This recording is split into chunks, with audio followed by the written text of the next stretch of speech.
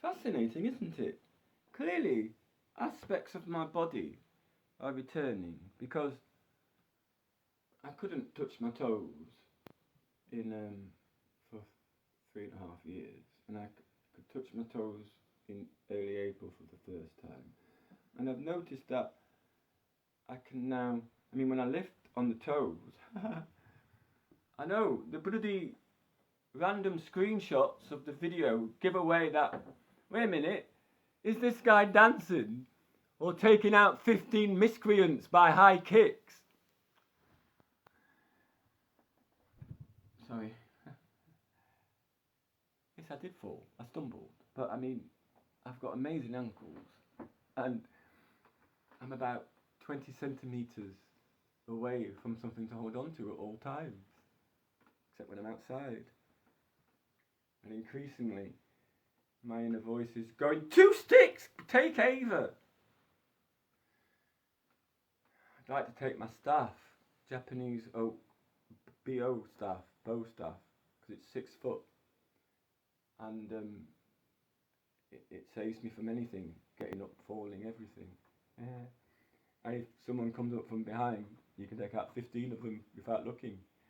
Quite like that. Wow. There are more crimes to talk about, aren't there? I would like an investigation into how it happened that the British people for 100 years have raised ginormous sums. If you take into account the amount of money that the British people, and I am talking about the British people, they're incredible. British people have always given to charity. I remember the first girl in my village that got leukemia.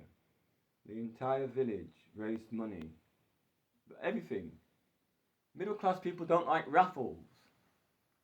I know. I was almost going to take some raffle books on Saturday night and a few prizes and say to the person that goes around with the thing, why don't you ask everyone to 50p for a ticket? And if everyone in the community brings something, Mum used to recycle raffles. She was always winning the raffle, so she'd recycle them. Another middle class thing that is illegal is £1 a strip, but they put the strip in. No, every ticket is you're breaking. It's the Lotteries Act. It's a criminal offence. So at some point, if you look at how much money the British people gave for cancer research, for one obvious example, an example that bugs me, actually, because the British people raised the money to create the vaccinations, the treatments, etc. And then we have been bankrupted by paying for it.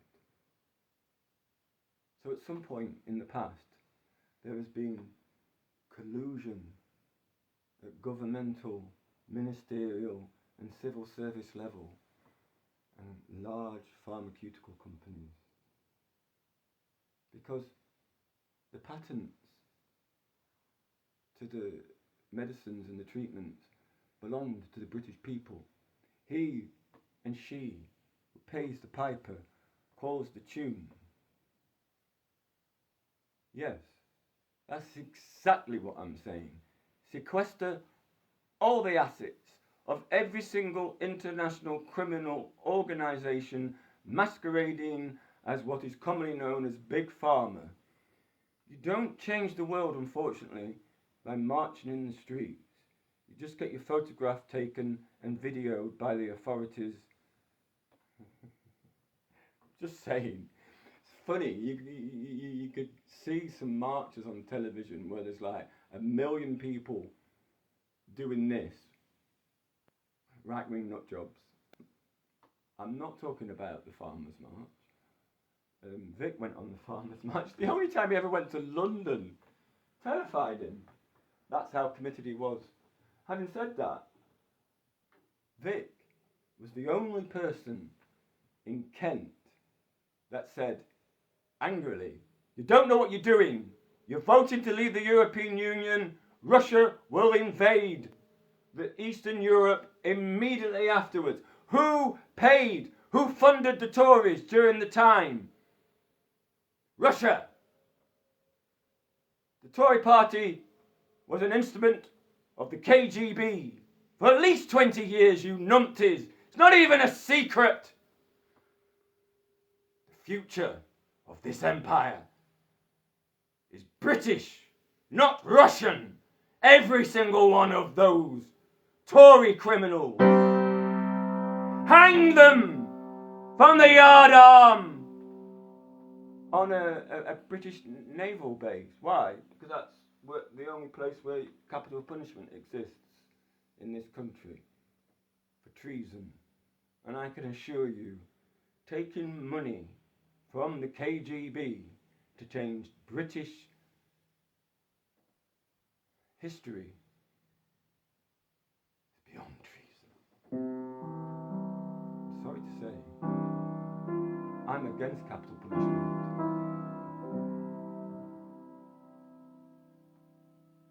But this is war. You know it, and I know it. The Second World War was not called a world war until afterwards. Well, you know, Britain is at war. The world is at war. Which country in the last 30 years, since the fall of the Soviet Union, which country has the greatest percentage of emigrants from the former Soviet Union? Russian, allegedly Jewish billionaires, and they now run Israeli policy, government policy. I love the Jewish people. Jesus was Jewish. To be a Christian is to live like Judaism through the teachings of Rabbi Jesus Christ, my Lord and Saviour, the Messiah.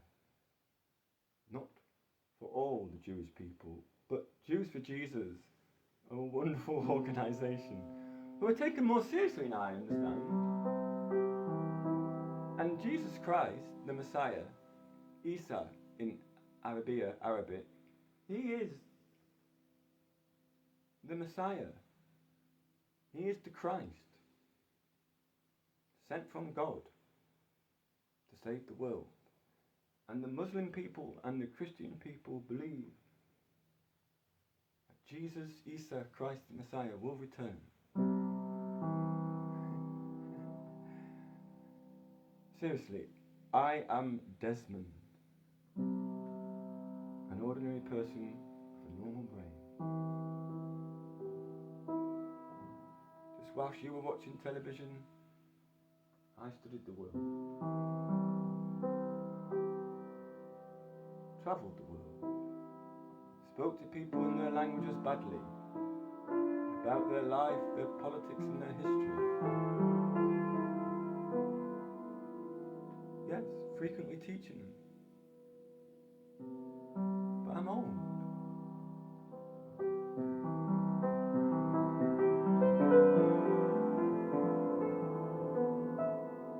Exactly. You must do what you think is best. However, if your brother comes up to you and says, you know, we've got an agreement that we don't stir each other's porridge, have sex with the same woman. He said, you know, I quite fancy so-and-so. And I went, you must do what you think best. So he went to mum and said, Desmond's got no problem with it. Now, the person in question was a big Star Wars fan, and if she'd known the exact phrase, would have gone, I don't think that's what Obi-Wan Kenobi was saying. Although, look at Anakin.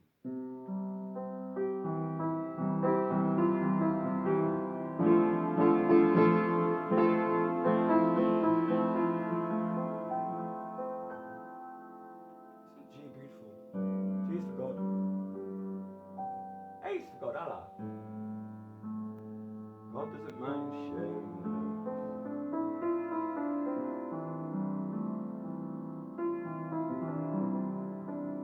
Sunshine.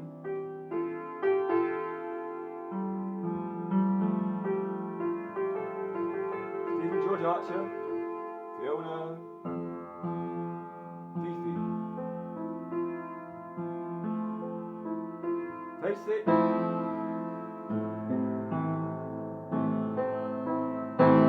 Face it. At Desmond. Oh no. Say Desmond. Hey, come on. Enough Deach Desmond. How about your mum? And Greg?